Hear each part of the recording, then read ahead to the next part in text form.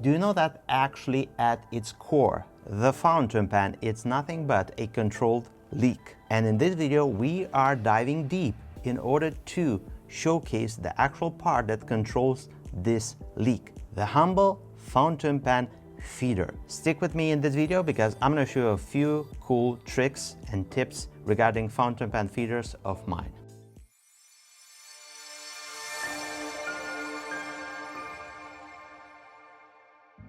Welcome back to the channel, ladies and gentlemen. I'm your host Aaron from Pen Venture. Welcome to a new video. I get a lot of times asked this question: Emmy, how would you make your fountain pen more wet, more dry? And I did make a video regarding how to make your fountain pen a little bit more wet or dry. It's right here. But in that video, we addressed the wetness of the ink flow from the nib side. Well, the actual ink flow has two parts. It comes from either the nib or the gap in between tines or the actual feeder. And there is a way how to make it a little bit more wet from the feeder itself. But this implies a little bit more skill, a little bit more deeper of an approach, and actually it's a little bit more permanent, but I'm going to show you. In this video, we are going to showcase the feeder. I'm going to show you how to clean it, how to flush it, or how to make it more wet. From this perspective, know that we are going to use a few tools that are sharp. Also, take into consideration the fact that this may not really it will void your warranty, but it's a trick that you may use in order to save some money in transport if you experience on your fountain pen some of the problems that I will showcase in this video. So let's start. First of all, I'm going to show you some of the tools that I will use today. And it's a rubber thingy, which is actually something that I want to grip the nib and the feeder to just simply pull off from the fountain pen. I call this a cutter, but it's actually a X-Acto knife, which is quite sharp.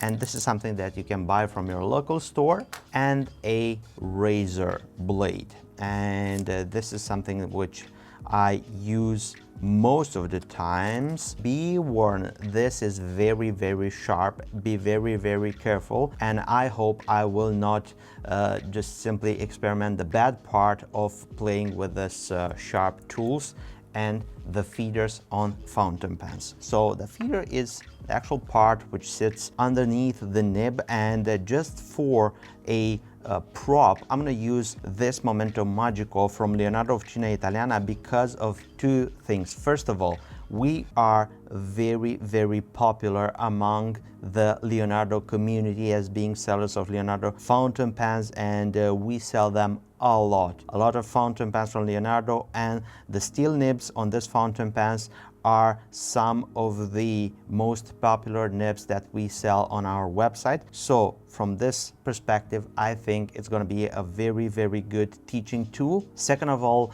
the actual nib, it's something very close to a Jowo size 6. Leonardo used Jowo nibs until recently, when they started to stamp their nibs with this motif right here is the La Fenice, but the actual housing and the feeder is from a Jowo 6, and this is used in a variety of fountain pens with steel nibs. It's either Bock or Jowo, and to the best of my knowledge, I think Jowo is a little bit more predominant, so it's going to be a very nice way to just simply have this skills and this video that I'm putting together applied to multiple fountain pens from your collection. And I think you can apply it also to different nib manufacturers if they're using plastic feeders similar to this one. But anyway, we're going to concentrate on the Jowo assembly of a nib, feeder, and housing, and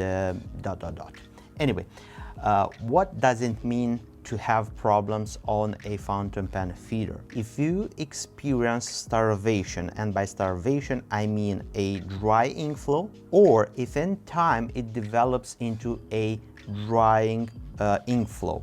Why is that? The capillary action, which translates into ink getting from the ink chamber down through the feeder, underneath the nib, and on the page. It doesn't work on only one way, ink coming down. Also, you can pick up particles from the actual paper, and those travel with the ink flow up in your feeder, and it can clog your feeder. This is one aspect, and this is happening more than often. Also, it can be a problem with the feeder, which is tied up into using a much more thicker ink. And keep in mind, if you use inks that are a little bit more thicker and you leave them for continuous weeks and up to months into fountain pens, it may end up to a point where the actual water in the ink will evaporate in the cap, and that ink pigments will just simply clog your feeder, the ink channel that's running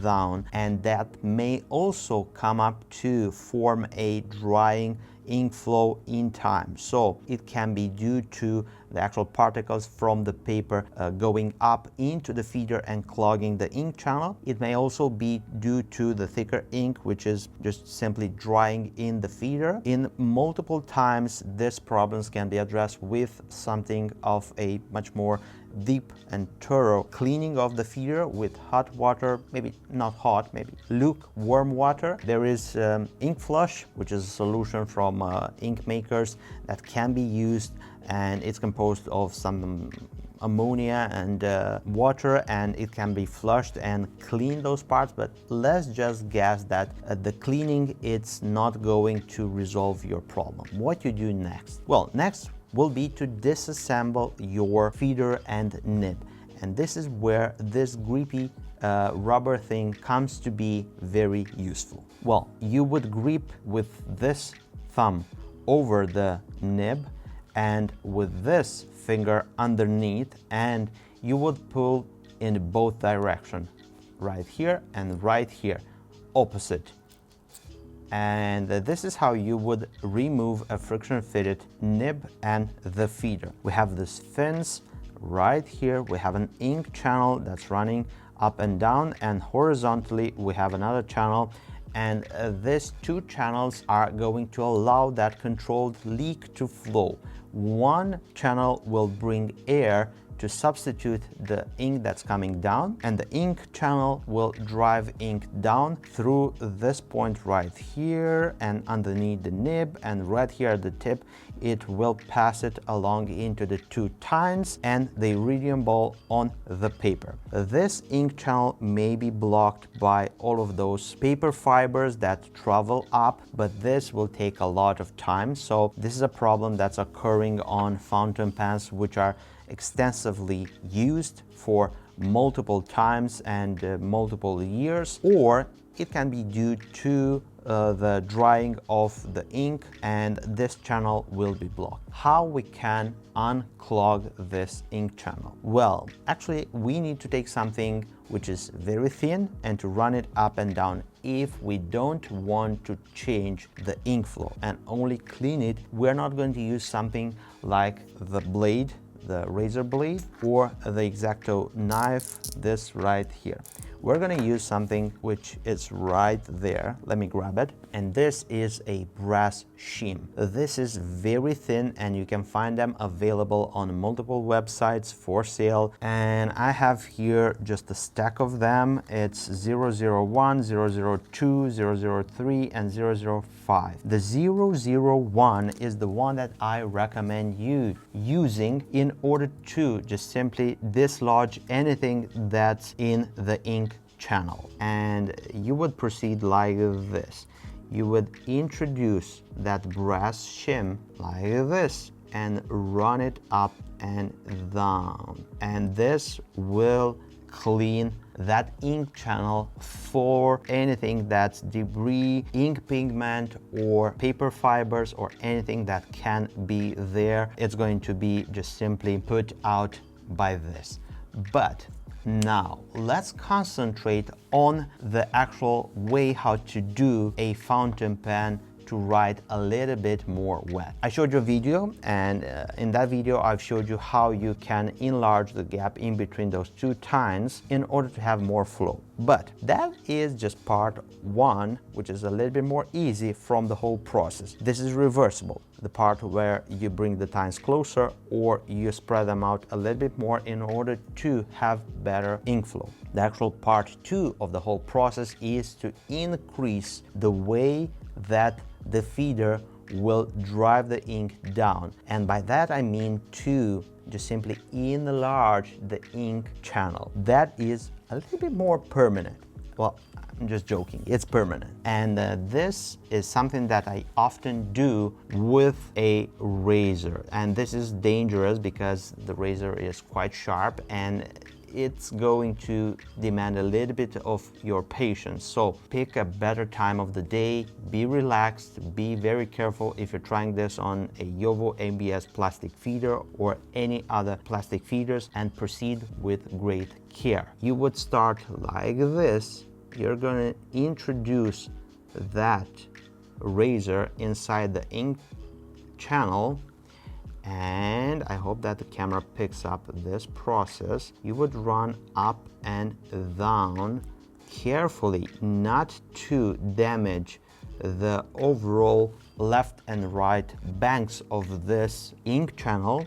And we're going to do this in both direction. One, and right here you will see that the razor will get into a point where it's a little bit more higher, and it's actually a design of this feeder. This is where I do this kind of a process, and I press and I try to bring the razor like this all the way down, and actually this opens up the flow a little bit more. If your feeder it's one from JoWo and it's stock like this one, ink will travel like this, and then we'll have to go up and then enter into channel, going down towards the nib. And if you do this, it's just a continuous straight line from this point right here on to the nib. And this is the part where you are going to alterate permanently your ABS plastic feeder. But anyway, if you proceed with care, you will end up with a much more improved ink flow that can be just simply super wet. And if you open up the tines, that will bring your ink flow to the maximum capacity of your feeder. Now, if you want to go above that capability, you would end up just simply opening up your ink channel like I've showed you with the razor blade, or with this X-Acto knife. This is a little bit more controlled and much more safe for your fingers, but also it's a little bit trickier to do because this is a little bit more thicker. From my perspective and from my experience, the razor blade is perfect for this job. And now let's do this, and let's check to see if it's working properly. It's going smooth up and down, and there is no obstructions, nothing whatsoever. And now we need only to put it back together. Place our nib and just check everything to see if it's aligning properly like this. This is the way that you would put the nib back together. We're gonna take our fountain pen, check the proper alignment, because there is only a way how to introduce. There is two channels that will simply put the nib into the housing at a specific point. If you find those, you put it like this, you check everything one more time, and then you will push from both directions, and now you have a feeder which is actually modified to offer you a much more wetter ink flow. And this is how you can save up some cost in shipping your fountain pen to the manufacturer or to a nib meister in order to just simply clean it or to improve the capability of the feeder, offering a richer ink flow towards the nib. Thank you very much for sticking around with me for this tips, tricks, tutorial video. Either that you want to clean your feeder, either that you want to increase the ink flow of it. I hope this video will share some light and show you a few basic steps how to do it, some of the tools that you would use, and I hope those are very easy to come by. Let me know if you want to see more tips, tricks like this ones that you can easily practice at home with your fountain pens to actually tweak and adjust them. Let me know what you think about it. Let me know your opinion. Don't forget, if you get value from this video, give it a big thumbs up. This will help me a lot with the YouTube algorithm. If you're looking for an next writing instrument, just scroll down. You'll find the details for our website, our social media accounts, phone number, email, anything and everything that you may need in order to get in contact with me. Also, if you are ordering fountain pens from PenVenture, don't forget to leave some of your instructions in order how you want your fountain pen to write in the order notes, and I will adjust your fountain pen according to your instructions, cost free and everything. Thank you very much for your support. Don't forget to subscribe to the PenVenture YouTube channel. If you're not subscribed, just click there, turn the notification bell on, and you will be notified whenever we have new content. Speaking about content, if you want to continue watching my videos, don't forget, I'm gonna leave you this right here. Click and enjoy. As always, I'm your host Aaron from PenVenture. I look forward to seeing you next video. Take care, stay safe, bye bye.